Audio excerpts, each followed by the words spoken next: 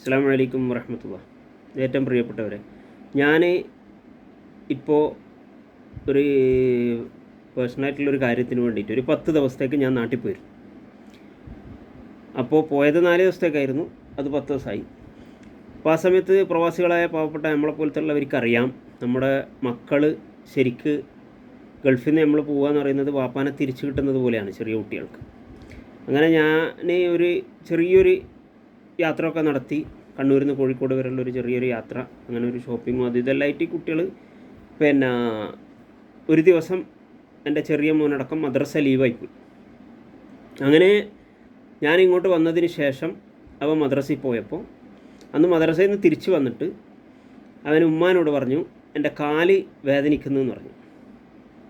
അപ്പോൾ ഉമ്മ എന്താണ്, അന്ന് ഞായറാഴ്ചയാണ്, സ്കൂളില്ല, എന്താണെന്ന് ചോദിച്ചപ്പം പറഞ്ഞു, ഉസ്താദ് എന്നെ പുറത്ത് നിർത്തിന്, പിന്നെ എന്നെ അടിച്ചിന്, പിന്നെ ചെറിയൊരടി കൈക്ക് കൊടുത്ത് അങ്ങനെ ഉസ്താദ് പുറത്തു നിർത്തി. എന്താ കാരണം? അവനോട് ഖുർആന് ഏതോ ഒരു ആയത്തോ അങ്ങനെ പഠിക്കാതെ പോയതിനാണ് ശിക്ഷ. ഞങ്ങൾ ഏറ്റവും ഓമനിച്ച് വളർത്തുന്ന കുട്ടികളിൽ ഏറ്റവും ചെറുതാണവൻ. നമ്മളെ മക്കൾ എന്ന് പറഞ്ഞാൽ നമ്മളെ ജീവനാണ്, എല്ലാവർക്കും അറിയാമല്ലോ. പ്രത്യേകിച്ചിട്ട് നമ്മൾക്ക് ആ ഒരു എല്ലാ നിത്യജീവിതത്തിലും അവരെ കാണുന്നത് നഷ്ടപ്പെടുന്നവരാണ് പിന്നെ പ്രവാസികൾ. അങ്ങനെയുള്ള നമ്മളെ മനസ്സെത്ര വേദനിക്കും. പക്ഷേ അവനെ തല്ലിയതും അവനെ പുറത്ത് നിർത്തിയതും അവൻ്റെ ഉസ്താദാണെന്ന് അറിഞ്ഞപ്പോൾ, പിന്നെ അല്ലെങ്കിൽ സ്കൂളിലെ മാഷോ ആരോ ആയിക്കോട്ടെ, അതിന് കാരണം പറഞ്ഞത് ഖുർആൻ പഠിക്കാത്തതിന് അല്ലെങ്കിൽ ക്ലാസ്സിൽ പഠിക്കാത്തതിന് ആയാൽ, അത് സ്കൂളിലെ മാഷായിക്കോട്ടെ മദ്രസയിൽ ഇതായിക്കോട്ടെ, എന്തിനാണ് അവർ ചെയ്യുന്നത്? നമ്മുടെ കുട്ടികൾ ഭാവിക്ക് വേണ്ടിയിട്ടാണ്. പ്രത്യേകിച്ചിട്ട് മദ്രസയിലാകുമ്പോൾ സ്വർഗത്തിൽ നിന്ന് പുറത്താകാതിരിക്കാനാണ് മദ്രസയിൽ നിന്ന് കുറച്ച് നേരത്തേക്ക് പുറത്താക്കുന്നത്. എനിക്ക് ഉസ്താദിനെ വിളിക്കാൻ പറ്റൂലേ?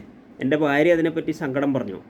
നിങ്ങൾ ഉസ്താദിനെ ഒന്ന് വിളിച്ചു പറയണോ? ഇല്ല, നമ്മളത് സഹിച്ചു. കാരണം എന്താ, എന്ത് കോരിച്ചെരിയുന്ന മഴയിലായാലും എന്ത് ഇരുട്ടത്തായാലും നമ്മൾ മദ്രസയിലേക്ക് കുട്ടികളെ വിടുന്നത് എന്തിനാ? ഇൽമ പഠിക്കാനും ഈ ലോകത്തും പരലോകത്തും അവർ രക്ഷപ്പെടാൻ വേണ്ടിയിട്ടാണ്.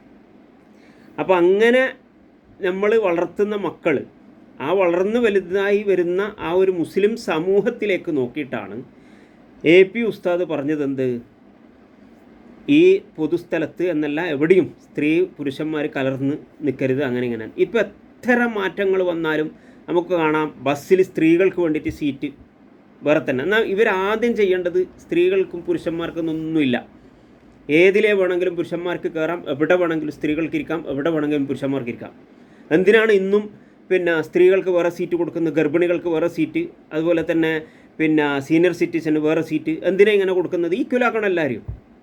എന്നിട്ട് പറയാം സ്ത്രീകളെ സമത്വം, സ്ത്രീകളെ ഇങ്ങനെയാണെന്നും പറഞ്ഞിട്ട്, സ്ത്രീകൾ നിങ്ങൾക്ക് വേറെ തന്നെ. അല്ലെങ്കിൽ എന്തിനാ കല്യാണത്തിന് പോയാലും അവിടെ ഇവിടെയൊക്കെ നിങ്ങൾ പിന്നെ സ്ത്രീകൾക്ക് വേറെ ആക്കുന്നത്, ക്യൂ വേറെ, സ്ത്രീകൾക്ക് എല്ലാം വേറെ വേറെ. പിന്നെ ഇങ്ങനത്തെ അടുത്ത് നിങ്ങൾ കൂട്ടിപ്പരക്കണമെന്ന് പറയുന്നത്, നമ്മൾ മതവുമായിട്ട് മുന്നോട്ട് പോയിക്കോട്ടെ. AP ഉസ്താദ് ഒരിക്കലും ഒരു രാഘവനോടോ അല്ലെങ്കിൽ ജോസഫിനോടോ പറഞ്ഞിട്ടില്ല നിങ്ങൾ പിന്നെ സ്ത്രീകളുമായിട്ട് ഇടകലർന്ന് ജീവിക്കരുതെന്ന്. AP ഉസ്താദ് പറഞ്ഞത് അദ്ദേഹത്തിനെ കേൾക്കുന്ന ആൾക്കാരോടാണ്, അത് കേൾക്കാൻ താല്പര്യമുള്ളവരാണ് നമ്മൾ. ഉസ്താദ് പറയുന്ന ഓരോ വാക്കും വലിയ വില കൊടുത്ത്. ഇപ്പോൾ ഉസ്താദ് പറയുന്നത് നമ്മളോട് അധികം എല്ലാ വർഷത്തിലും പറയുന്ന ഒരു കാര്യമാണ്, നിങ്ങൾ ഒരു ദിവസത്തെ വരുമാനം നിങ്ങൾ പിന്നെ ഇന്നത്തിന് കൊടുക്കണം. നമ്മൾ ആ ഒരു ദിവസത്തെ വരുമാനം എത്രയാണെന്ന് വെച്ചാൽ എത്രയാണോ കിട്ടുന്നത്, അത് 2000 ആണെങ്കിൽ 2000, 1000 ആണെങ്കിൽ 1000, 500 ആണെങ്കിൽ 500 കൊടുക്കുന്നവരാ. നമ്മൾക്ക് 500 കിട്ടുന്നുള്ളൂ, എന്നിട്ട് 2000 കിട്ടുന്നു കളവ് പറയുന്നില്ല ഉസ്താദിൻ്റെ മുമ്പിൽ. അങ്ങനെ നമ്മൾ സ്നേഹിക്കുന്നൊരു നേതാവാണ് AP ഉസ്താദ്. ആ AP ഉസ്താദിൻ്റെ അടുത്ത് നിന്ന് വരുന്ന വാക്കുകൾ നമുക്ക് എന്താണ്, ആഖിറത്തിലേക്കുള്ളൊരു വഴികാട്ടുന്നൊരു വ്യക്തിയാണത്. അത് കമാൽ പാഷക്ക് ചൊടിക്കാൻ കാരണം എന്താണെന്ന് വെച്ചാൽ, കമാൽ പാഷയെ പറ്റിയിട്ട് കമാൽ പാഷ ഭരണത്തിലിരിക്കുന്ന സമയത്ത് ഇപ്പോൾ AP ഉസ്താദിൻ്റെ ഒരു നിമിഷം എന്ന് പറയുന്നത് എത്രയോ ജനങ്ങൾക്ക് ഉപകാരമുള്ള നിമിഷമാണ്. കമാൽ പാഷനെ പോലെയല്ല. കമാൽ പാഷ എന്ന് പറയുന്ന ആ ജഡ്ജി AP ഉസ്താദിൻ്റെ ആ ബുക്കോടെ വലിയാണ്ട് ഇങ്ങനെ ചൊടിച്ച് നിൽക്കുന്ന സമയത്ത് ആ ചാനലുകാർ ചെയ്ത ഐഡിയ ആണ്, വിളിക്കാൻ എത്ര ആളുണ്ട്, പക്ഷേ ഇയാളെ വിളിക്കാൻ കാരണം ഇവിടെ നിന്ന് എന്തെങ്കിലും ഒരു വിവാദമായിട്ട് നമുക്ക് ചർച്ചയ്ക്കൊരു സാധനം കിട്ടുന്നു. ഇയാളെ വായാണെങ്കിൽ ഇത്ര വിദ്യാഭ്യാസം ഉണ്ടായിട്ട് കാര്യമില്ലല്ലോ, ദുനിയാവിൻ്റെ വിദ്യാഭ്യാസമല്ലേ അദ്ദേഹത്തിനുള്ളൂ, അതിനുള്ള യുക്തി അദ്ദേഹത്തിനുണ്ടാവും. അദ്ദേഹം അവരെ പൊട്ടത്തരത്തിലേക്ക് വീണും പോയി. അവർ തന്നെ ചാനലുകാർ തന്നെ വിളിച്ച ഫോൺ കട്ട് ചെയ്തിട്ട് ഓടേണ്ടി വന്നു. കാരണം അവരോട് പറയുന്നത് എന്താ, ഈ കടൽക്കിഴവന്മാരൊന്നും പറയുന്നത് കേൾക്കാൻ ആരുമില്ല. ആരാ പറഞ്ഞ കമാൽ പാഷ? നിങ്ങളെ കേൾക്കാൻ നിങ്ങളെ വീട്ടിൽ തന്നെ ആരും ഉണ്ടാവില്ല, പക്ഷേ AP ഉസ്താദിനെ കേൾക്കാൻ ഈ ലോകത്ത് തന്നെ ആളുണ്ട്. അത് അറബികളുണ്ട്, അനറബികളുണ്ട്. AP ഉസ്താദിനെ കേൾക്കാൻ വേണ്ടിയിട്ടും കേൾക്കാൻ പോകുന്ന കാൽ കീഴിൽ പോകുന്ന ആൾക്കാരുണ്ട്. അപ്പോൾ അതാണ് AP ഉസ്താദ്. AP ഉസ്താദ് എന്ന് പറഞ്ഞാൽ ഇന്ന് എത്രയോ പേർക്ക് ഈ വെക്കുന്ന കണ്ണടയില്ലേ, ഇങ്ങനത്തെ കണ്ണട മുതൽ ഒരു വീട്ടിലേക്ക് വേണ്ടുന്ന സാധനങ്ങൾ, അത് ഞാൻ ഗുജറാത്തിലെ ഒരു ഡോക്ടർ, യുനാനി ഡോക്ടറാണ്, മലയാളിയാണ്, അവരെ ഞാൻ വിളിച്ച് ഒരു വിഷയത്തിന് വേണ്ടിയിട്ട് വിളിച്ചപ്പോൾ അവരെ ഭാര്യയും അയാളും മർക്കസിൽ എത്തിയുമായി പഠിച്ച് വളർന്ന് ഡോക്ടറായിട്ട് അവിടെ നിന്ന് തന്നെ ഡോക്ടറായി പുറത്തേക്ക് പോയിട്ട് ഇന്ന് ജോലി ചെയ്യുന്നവരാണ്. ഞാൻ ചോദിക്കട്ടെ, കമാൽ പാഷ ഒരു മിഠായി കൊടുത്ത ബന്ധമായിരിക്കുമെങ്കിലും പറയാൻ പറ്റുമോ? പറയാൻ കഴിയില്ല.